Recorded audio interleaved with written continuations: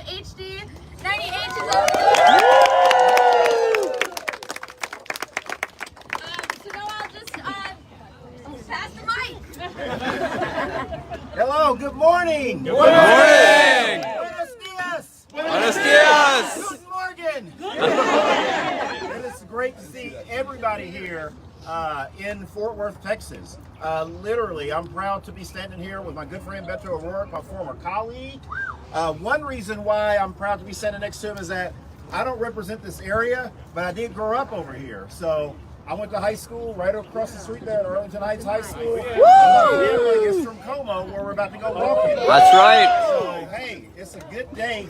It's a good day to be canvassing. It's a good day to talk about democracy. It's a good day to talk about voting. And it's even a better day to talk about Beto O'Rourke. Beto is going to be our next governor of the state of Texas. And he is going to fix our schools. He is going to improve public life in Texas. He is going to work on actually improving our grid. Something that the current administration has refused to do. And there are so many other examples that I can talk about.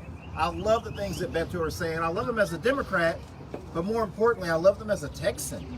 Yes. I love him as somebody that grew up right here in Fort Worth, that understands that we need to see some improvements, and we just don't need to keep kicking the can down the road. Yes. And I know that Beto will do that. I work with him closely on the Armed Services Committee. I work with him closely on many other things. He's a great guy. Our kids are friends. And so there are just a ton of reasons why I could just go on and on about Beto. But I'm going to let him tell you more because he's the man of the hour, and he's the guy that we are about to go and walk with. Ladies and gentlemen, the next governor of the state of Texas.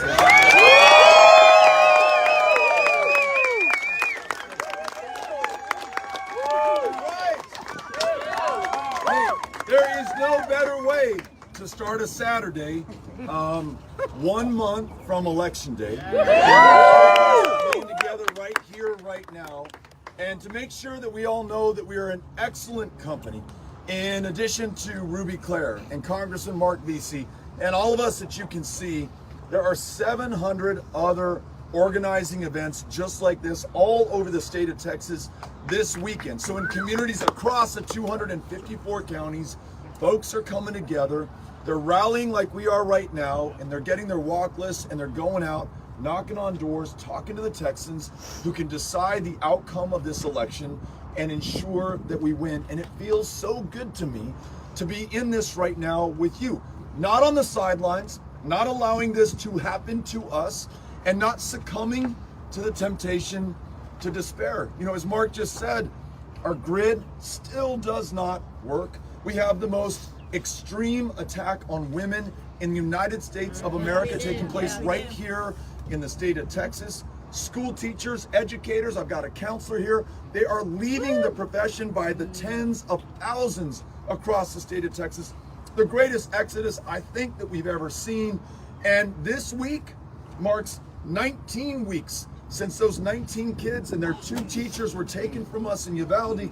This current governor has not done a thing to make it any less likely that any other child will meet that same fate in another classroom in another part of Texas. But instead of despairing, we have chosen to act and to overcome that. And really through the power of people, all of us here right now, and connecting with other people, we're gonna get this done. And we're gonna win this election on the night of I wanna tell you that what we are about to do, and many of you have knocked on doors before, and so you know what I'm talking about, but for those who have not, there is nothing more powerful in a campaign, in politics, in a democracy, than talking to, listening to another human being, face to face, eyeball to eyeball, human to human. The social media, the TV ads, all the other stuff is a poor substitute for the real thing. And all of us here together are the real thing. Not only are we going to meet voters at their doors, many of whom have become the targets of voter suppression and voter intimidation, literally drawn out of this democracy, and we're about to bring them back in. But I want to point out a good person, one of our great block walkers that I just met.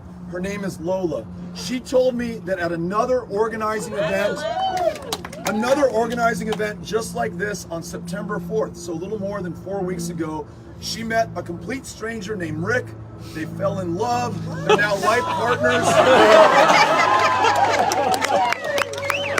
I don't want to promise anything to anybody. Maybe, just maybe.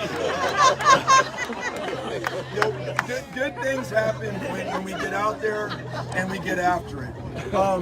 Let me just say this in conclusion, and then Ruby Claire is going to begin a very quick, brief training to make sure that we're all on the same page and are as effective as we can be when we go out there. One of the reasons that I love Mark so much, in addition to his great service to this community, the fact that we've become friends, and as he mentioned, our kids are friends. When we first got elected in 2012, and we were sworn in 2013 to Congress, he was literally probably the only one of my colleagues who was talking about voting rights and democracy. And I will admit, I'm embarrassed to say this 10 years later, those concepts kind of seem like an abstraction to me. This is something I just took for granted. I mean, we live in a democracy, right? Why do we need to fight for it or talk about it? Or this thing is done. Voting Rights Act was passed, signed into law by LBJ in 1965. First multiracial democracy in America. We're done. Let's move on to the next thing. This guy was warning us about what was about to come, and he caught my attention. His predictions turned out, unfortunately, to be true. 750 polling places have closed in the state of Texas since he first raised his voice. That's twice the number of the next closest state. Most of those closures in the fastest growing black and brown neighborhoods. A voter ID law that was able to be passed after 2013 that allows you to use your license to carry a firearm to prove who you are at the polling place, but you cannot use your student ID from the University of Texas at Dallas to do the same. A gerrymander that allows members of Congress to choose their voters instead of the other way around. And in 2020, more than 6 million of our fellow Texans, though eligible, did not cast a ballot in the most important presidential election of our lifetimes. My point is, we're not a red state, and I bet you we're not a blue state either. More accurately, we are a non-voting state today. The number one reason given by those functionally, effectively disenfranchised voters for why they did not vote when a pollster asked them is that no one showed up and invited them in. Literally. You are the invitation. They literally are waiting for you. And it doesn't mean every conversation is going to be perfect or a slam dunk or a home run or whatever the metaphor is that you want to use. But it does mean there are people behind these doors right now who may understandably be scared of this process. They just changed the rules of the election last year. They may not know how this thing works. They may not know that early voting starts on the 24th of October. And I've got some volunteer deputy registrars here. There may be people in the household who are eligible but unregistered and need to know that Tuesday is the deadline to get on the rolls. Wouldn't it be really powerful and poetic if when we knock on these doors, we're bringing in the very people who are not supposed to vote in this election, and they provide the margin of victory when we win this. That's what we're doing right now.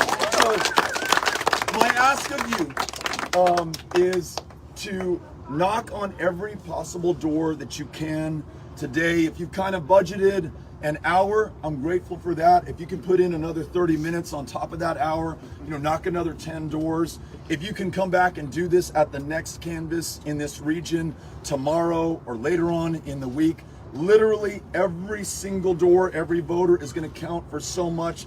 This is going to be a very close, very tight election, and we got to bring every single person in. So thank you for what you're doing. I wouldn't ask you to do anything that I myself will not be doing. So Mark and I are literally going to go out right now. We've already received our training and go knock on doors as well and meet those voters where they are and have those conversations with them and gain those commitments and make sure that they turn out in early voting October 24th or on Election Day, November 8th. Thank you all for coming out, for being part of this.